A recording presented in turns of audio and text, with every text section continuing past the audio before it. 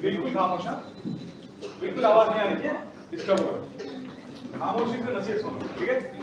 لڑکو please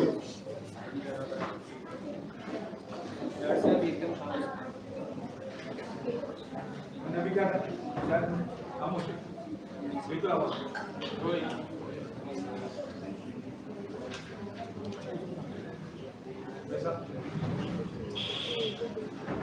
السلام علیکم ورحمۃ اللہ وبرکاتہ۔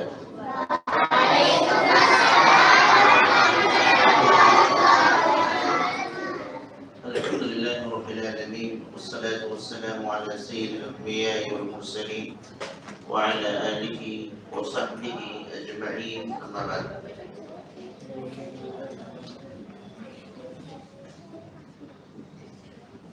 قال اللہ عز وجل: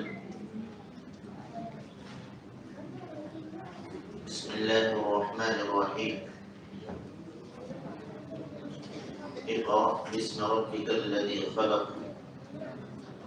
خلق الانسان من علق، اقرأ وربک الاکرم، الذی علم بالقلم، علم الانسان ما لم يعلم۔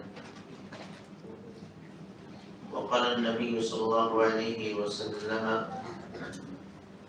خيركم من تعلم القرآن وعلمه۔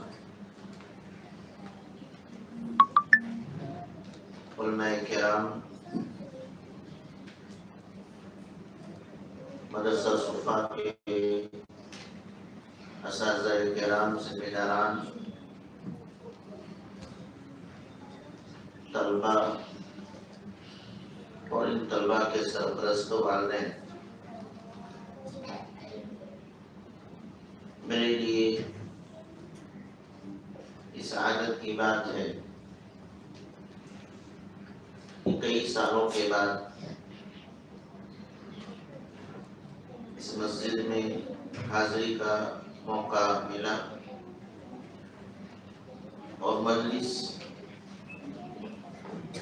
بڑی اہم، بلکہ سب سے اہم مجلس کوئی ہو سکتی ہے تو یہی ہو سکتی ہے۔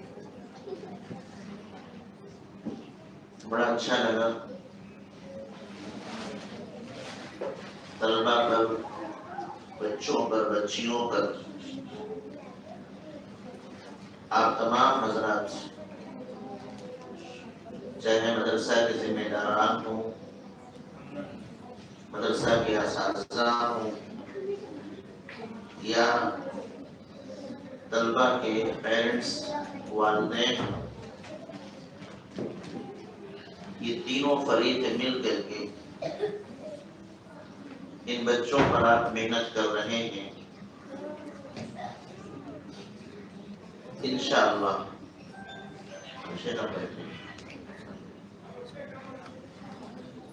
تینوں فریق، مدرسے کے ذمہ داران، مدرسے کے اساتذہ اور ان معصوم بچوں کے پیرنٹس، ان بچوں پر جو محنت کر رہے ہیں، اللہ کی ذات سے امید ہے کہ اس پر اللہ رب العالمین بہت بڑا اجر دینے والا ہے۔ جب میں یہ بات کہتا ہوں کہ بچوں کو قرآن سکھلانے پر جو بھی کوشش ہوتی ہے اس پر بہت بڑا اجر ملتا ہے، تو اس دور میں اس طرح کی بات کو بہت معمولی سمجھا جاتا ہے، لیکن سچائی یہ ہے کہ اس کی اہمیت کا اندازہ، صحیح اندازہ آخرت میں ہوگا، جب ایک ایک حرف کے بدلے نیکیاں لکھی ہوئی ملیں گی، 10 نیکیاں لکھی ہوئی ملیں گی، پڑھنے والے کے لیے، پڑھانے والے کے لیے، پڑھانے کے لیے کوشش کرنے والوں کے لیے، تب اندازہ ہوئی کاش کہ تھوڑا سا اور پڑھوا دیے ہوتے، تھوڑا اور پہلے بچوں کو اٹھا کے بھیج دیے ہوتے، تو میرے بھائیوں، آپ تمام حضرات، میری ماں اور بہنیں، جو ان طلبہ، ان بچوں کے پیچھے محنت کر رہے ہیں، آپ تمام قابل مبارکباد۔ اس مدرسے کے اندر قرآن، دعا، اذکار، تجوید، ایسی عقیدے کی چند باتیں، اردو، یہ تمام چیزیں ہمارے طلبہ سیکھتے ہیں، لیکن جو بنیادی تعلیم ہے وہ قرآن کی تعلیم۔ چھوٹے چھوٹے معصوم بچے جب کسی سورت کی تلاوت کرتے ہیں، وہ بھی یہاں آ کر کے لائیو بیٹھ کر کے، تو یقین جانیے یہ بڑی بہادری کا کام۔ اس کا اندازہ آپ کو لگتا ہوگا نا بچوں نے رٹ لیا ہے اور جا کر کے پیش کر رہے ہیں، اس کا اندازہ کب لگے گا کہ آپ پیرنٹس میں سے کوئی آ کر کے یہاں بیٹھ کر کے ان صورتوں کو جن کو آپ نے برسوں پہلے یاد کیا ہے اور بار بار نمازوں میں اس کو پڑھتے ہیں، انہی صورتوں پر آ کر کے یہاں بیٹھ کر کے سناتے ہیں، تب اندازہ ہوگا کہ ان بچوں نے کیا کمال کیا ہے۔ یقین جانیے اچھے اچھوں کے پاؤں میں کب کبھی تاری ہو جاتی ہے۔ آج میں بول رہا ہوں کیونکہ پریکٹس ہو چکی ہے، عالم ہوں الحمدللہ، پریکٹس ہو چکی اس لیے بیٹھ کے بول پا رہا ہوں، ورنہ ہمارے مشائخ جانتے ہیں کہ پہلی مرتبہ جب خطبہ دیتے ہیں تو پاؤں کنٹرول میں نہیں رہتا، کانپتا ہے، نہ دماغ پہ کنٹرول ہے، جو زبان پہ آتا ہے وہ بولتے ہیں۔ بڑی ہمت کا کام ہے بچوں نے یاد کیا، یہ سمجھانے کو بتا رہا ہوں۔ دوسری بات، طلبہ نے بہت کچھ سیکھا الحمدللہ، میری دعائیں ان کے ساتھ، اللہ رب العالمین انہیں مزید کامیابی سے ہمکنار کرے۔ اساتذہ کرام الحمدللہ محنت کیے اور اس کا محنت کا ثمرہ، نتیجہ ہمارے سامنے ہے۔ ان بچوں نے جو کچھ پیش کیا ہے، سچائی یہ ہے کہ ان کے پیچھے ایک بڑی محنت ہے، بڑی قربانیاں اساتذہ کی ہیں۔ اگر اساتذہ محنت نہ کریں، اسٹاف محنت نہ کریں تو اتنی اچھی تیاریاں نہیں ہو سکتی، کتنا بھی ہم یہ رٹوا دیں، یاد کرا دیں۔ اور تجوید کے ساتھ ایک ایک حرف کی ادائیگی مخرج کے ساتھ، یہ اصل کمال ہے۔ آخری بات جو میں کہنا چاہتا ہوں وہ یہ، کیا جس طریقے سے ہمارے یہ بچے قرآن کریم کی آیات کی تلاوت کرتے ہیں یا دعائیں پڑھ کے سناتے ہیں، کیا ہم اور آپ اس طریقے سے قرآن نہیں پڑھ سکتے؟ یہ میں اب پیرنٹ سے مخاطب ہوں کہ جس طریقے سے ننھے ننھے بچے قرآن پڑھتے ہیں، کوئی سورت سناتے ہیں ایک دم تجوید کے ساتھ، کیا ہم اور آپ اس طریقے سے نہیں پڑھ سکتے؟ جی بولیں پیرنٹس، کیا اس طریقے سے ہم نہیں پڑھ سکتے؟ کیا ہمیں اس طریقے سے نہیں پڑھنا چاہیے؟ بولیں ہمیں اس طریقے سے قرآن نہیں پڑھنا چاہیے؟ پڑھنا چاہیے، واجب ہے، ضروری ہے، نہ پڑھنے پر گناہ ہے۔ قرآن کو تجوید کے ساتھ پڑھنا اللہ تعالیٰ نے کہیں نہیں کہا ہے کہ بچوں کی ذمہ داری، کہیں نہیں کہا، اور نہ ہی یہ کہا ہے کہ قرآن کی تعلیم صرف بچپنے میں ہونی چاہیے جب کم عمر ہو، کہیں نہیں کہا۔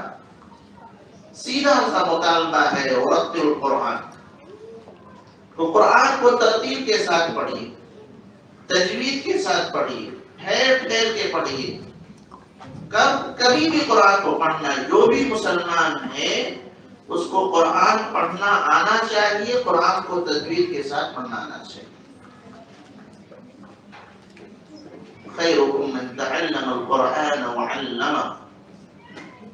پیارے نبی صلی اللہ علیہ وسلم نے فرمایا کہ تم میں سب سے بہتر وہ شخص ہے جو قرآن سیکھے یا قرآن کو سکھلائے. بہترین لوگ، سب سے افضل ترین لوگ جو ہیں وہ دو بھی ہو سکتے ہیں، قرآن سیکھنے والے یا قرآن سکھانے والے. ہم اور آپ کن میں سے ہیں؟ قرآن سیکھنے والوں میں سے ہیں یا قرآن سکھانے والوں میں سے؟ الحمدللہ. یہ آواز پیچھے سے بھی آنی چاہیے ہمارے بھائیوں کی جانب سے کہ ہم کو بھی قرآن سیکھنے والا ہونا چاہیے. ورنہ آپ کا ایک چھوٹا سا بچہ جو آپ کے سامنے پلا بڑھا ہے، پیدا ہوا ہے، اس کو اگر قرآن اچھے طریقے سے پڑھنا آتا ہے اور آپ کو نہیں آتا، والد صاحب کو نہیں آتا، والدہ محترمہ کو نہیں آتا، دادی کو نہیں آتا، دادا کو نہیں آتا، تو جواب دیجئے گا کہ آپ زیادہ بہتر ہیں یہ چھوٹا سا بچہ. حدیث کی روشنی میں اللہ نے کیا فرمایا؟ جو قرآن سیکھے یا سکھائے وہ سب سے بہترین افضل ہے. میرا بچہ قرآن سیکھ رہا ہے، میں نہیں سیکھ رہا ہوں، تو میں زیادہ بہتر ہوں گا یا میرا بچہ؟ جی میرا بچہ نا جو چھوٹا ہے ابھی میرے سامنے پیدا ہوا ہے، میں اس کو کوشش کرتا ہوں پڑھانے کے لیے، میں ہی بھیج رہا ہوں، اس کے باوجود مجھ سے بہتر ہوا ہے. کیا ہم اپنے بچے کے لیول پر نہیں آ سکتے؟ کیا ہم بھی بہتر نہیں ہو سکتے؟ ہو سکتے ہیں. ایک شوق چاہیے، ایک فکر چاہیے کہ ہم کو بھی ایسے بننا ہے، ورنہ نہیں ہونے والا ہے. لوگوں نے یہ چھوڑ دیا ہے نا تو بڑے ہو گئے کیسے ہوگا، بہت مشکل ہے. نہ، مشکل تو نہیں ہے. فکر پیدا ہوگی تو کام آسان ہو جائے گا، اور فکر نہیں ہوگی تو مشکل لگے گا. ایک مثال دے کے بات ختم کروں گا. موبائل کب نکلا؟ ابھی 10-15 سال کی بات ہے نا، اس سے پہلے تو نہیں تھا. اب آپ دیکھیں کیا اس موبائل کو چھوٹے بچے ہی چلاتے ہیں جن کے دور میں نکلا ہے، یا نوجوان چلاتے ہیں، یا عمر دراز بھائی بھی چلاتے ہیں، عمر دراز جو ہمارے بزرگ ہیں وہ چلاتے ہیں، سب چلاتے ہیں. ان کو یہ موبائل کا فنکشن کیسے سمجھ میں آ گیا؟ بلکہ جو پڑھے لکھے جو ٹھیک ہے، جو پڑھے لکھے ہیں موبائل خود اپنا تعارف کرا دیتا ہے. جو پڑھے لکھے نہیں ہیں، جن کو ABCD نہیں آتی، وہ بھی چلا رہے ہیں. کیسے؟ انہوں نے سیکھا ہے. یہ جواب ہوگا، انہوں نے سیکھ لیا. کیوں سیکھے بھائی؟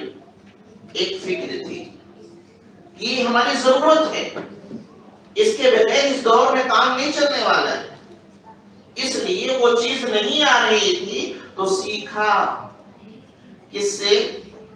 جن کو بھی آتا تھا. بڑوں کو آتا تھا تو بڑوں سے سیکھ لیا، دوست سے آتا تو دوست سے سیکھ لیا، بیوی سے آتا تو بیوی سے سیکھ لیا، شوہر کو آتا تھا تو بیوی نے شوہر سے سیکھ لیا، اور وہ بھی نہیں ہوا تو بچوں کو بلا لیا، بیٹا کیسے ذرا بتاؤ تو. بچوں سے سیکھ لیا. کیوں؟ ایک فکر کی تھی، ذہن میں ایک بات یہ تھی کہ یار آج کے دور میں اگر موبائل چلانا نہ آئے تو کتنی شرم کی بات ہے. کسی مجلس میں بیٹھے ہوں، وہاں موبائل کی کوئی بات چلنے آئے اور یہ کہنا پڑ جائے کہ مجھے چلانا نہیں آتا، یہ فنکشن میں نہیں آتا، تو عجیب سا لگتا ہے. کتنی شرم کی بات ہے اس دور میں. تو یہ کہنا مجھ کو موبائل چلانا نہیں آتا، اس کے ڈر سے ہم اس کو سیکھ لیتے ہیں۔ فکر آئے گی تو کام آسان ہو جائے گا۔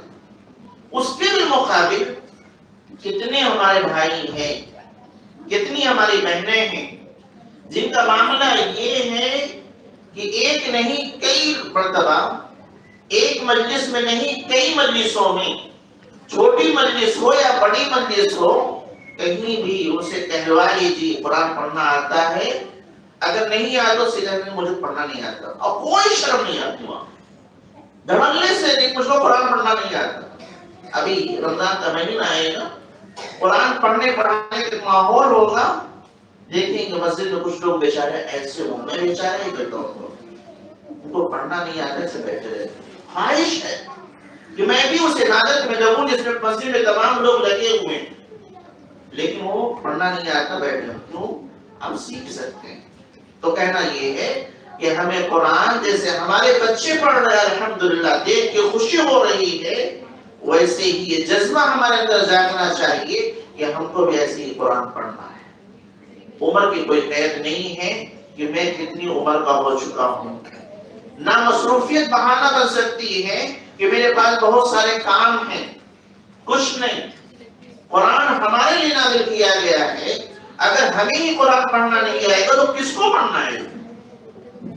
اگر اللہ تعالیٰ نے اس قرآن کا ہمارے لیے نازل کیا اور ہمیں ہی پڑھنا نہ آئے تو پھر کس کو پڑھنا ہے؟ اور یاد رہے قیامت کے دن یہ اتنا بڑا جرم ہے کہ پیارے نبی جناب محمد رسول اللہ صلی اللہ علیہ وسلم اللہ سے شکایت کریں، اللہ سے شکایت کریں۔ وقال الرسول یا ربی ان قوم اتخذوا هذا القرآن مهجورا، رسول کہے گئے میرے رب میری قوم کے لوگوں نے قرآن کو چھوڑ دیا تھا، پڑھنا نہیں آتا تھا، تلاوت کرنا چھوڑ دیا تھا، اس پر عمل کرنا چھوڑ دیا تھا، اس کو سمجھنا چھوڑ دیا تھا، اس کی دعوت دینا چھوڑ دیا تھا۔ تو یہ نہ سمجھے کہ آپ پڑھ لیا تو ٹھیک ہے، نہیں کوئی بات نہیں، نہیں کوئی بات نہیں، بلکہ کوئی بات ہے اور بڑی بات ہے۔ اسی لیے نبی صلی اللہ علیہ وسلم اللہ سے شکایت کریں گے کہ یہ وہ لوگ ہیں جنہوں نے قرآن کو پڑھنا چھوڑ دیا تھا۔ لہذا یہ رمضان آ رہا ہے، رمضان ایک مہینے کا ہوتا ہے، ایک مہینے کا روزہ ہم کو رکھنا ہے، اور یہ قرآن کا مہینہ کہلاتا ہے، قرآن کی نزول کی شروعات اس مہینے میں ہوئی، ٹھیک ہے۔ اور پھر رب العالمین اس میں قرآن پڑھنے پڑھانے کا ایک ماحول بنا دیتا ہے۔ اس ماحول کے اندر تھوڑی سی کوشش کیجئے اور عزم کیجئے کہ اس رمضان میں ہم قرآن سیکھیں گے۔ کیسے سیکھنا ہے؟ آپ ایک دن میں اس طریقے سے تلاوت نہیں کر سکتے جیسے ہمارے بچے کر رہے ہیں، ایک دن میں نہیں ہو سکتا، وقت لگتا ہے۔ آپ کوشش میں صرف لگ جائیے، کام کب ہوگا اللہ کے حوالے۔ آپ اس رمضان میں اگر آپ کو تجوید نہیں آتی تو اس رمضان میں ایک کام کرنا ہے، صرف ایک کام کرنا ہے، حروف کو مخارج کے ساتھ ادا کرنے کی پریکٹس کرنا ہے۔ حروف کتنے ہیں بیٹا؟ 29۔ اور مہینے میں کتنے دن ہوتے ہیں؟ 30 یا 29۔ 29 حروف ہیں، 29 روزہ آپ مان لیجیے، ایک دن میں ایک حرف، ایک دن میں ایک حرف ہم کو صحیح کرنا ہے، اور ان 29 حروف میں سے آدھے حروف ایسے ہیں جن کو آپ پہلے سے صحیح ادا کر لے جا رہے ہیں، آدھے حروف ایسے ہیں جو تقریباً تمام لوگ ایک دم صحیح ادا کرتے ہیں، کچھ گڑبڑی نہیں ہے۔ 29 میں سے آپ 15 نکال دیجیے۔ الف سب کا ادا ہوتا ہے، با سب کا ادا ہوتا ہے، تا سب کا ادا ہوتا ہے، ہاں میں تھوڑا سا مسئلہ ہے، جیم تقریباً سب کا ادا ہوتا ہے، دال ہے، را ہے، سین ہے، ایسے ہی کاف ہے، لام ہے، میم ہے، نون ہے، واو ہے، یا ہے۔ یہ وہ حروف ہیں جن کا تقریباً تمام لوگوں کا صحیح ادا ہوتا ہے۔ अब आप इस एतबार से देखेंगे तकरीबन 14 या 15 हरूफ बचते हैं जिस पर थोड़ी सी मेहनत है। आपके सामने रमजान का महीना है और वो 14-15 हरूफ हैं, उनको आप दुरुस्त कर सकते हैं। फिक्र अगर होगी तो इंशाअल्लाह हो जाएगा। करेंगे इंशाअल्लाह। आपको इंशाअल्लाह उधर नहीं जा रहा है, हमको उधर से चाहिए। जो लाइव है अल्हम्दुलिल्लाह जो सुन रहे हैं उनसे हमसे चाहिए कि वो इंशाअल्लाह दिल में अज़्म करें कि वो सीखना है। किससे सीखना है? मस्जिद में बहुत सारे लोग रहते हैं। हाफिज साहब को थोड़ा परेशान कीजिए, हाफिज साहब को थोड़ा परेशान कीजिए कि हमारा जरा देखो था से अदा हो रहा है कि नहीं हो रहा है। 5 मिनट 10 मिनट दीजिए। बड़ी दोस्ती लोग निभाते हैं, अपने घर के मसाइल आके हाफिज जी को बताते वक्त पर बात करते हैं। तो घर के मसाइल बताने के बजाय ता की अदायगी कर लीजिए, हा की अदायगी कर लीजिए, खा की अदायगी कर लीजिए। या फिर हमारे घर में जो बच्चे पढ़े हुए हैं उनसे इन बच्चों से सीखिए। इन बच्चों से सीखा जा सकता है, कोई ऐब की बात नहीं। ये बच्चे हमारे अपने बच्चे, जैसे मैंने मिसाल दिया, मोबाइल हमको चलाना नहीं आया, हमने जिससे पाया उससे सीखा। छोटा ना देखा ना बड़ा देखा, ना औरत देखा ना मर्द देखा। ऐसे ही ये दीन का काम है, कुरान की तालीम का मसला है। इसको हम जरूर भी जरूर सीखेंगे, जहां मौका मिलेगा वहां सीखेंगे। तो इस रमजान में कम से कम इतना कर लीजिए कि हुरूफ की अदायगी सबकी बेहतर हो। रब्बुल आलमीन के रहमत की तौफीक दे, हम तमाम किताब सुन्नत की तरफ जिंदगी गुजारने वाला बनाए, कुरान करीम को सही पढ़ने वाला, समझने वाला, उसको अमल करने वाला बनाए। आप तमाम हज़रात काबिल मुबारकबाद हैं, इस तरह की गुंजाइश आपने सजाई है। रब्बुल आलमीन इसका बेहतरीन अजर हम तमाम को नसीब इनायत फरमाए। आमीन।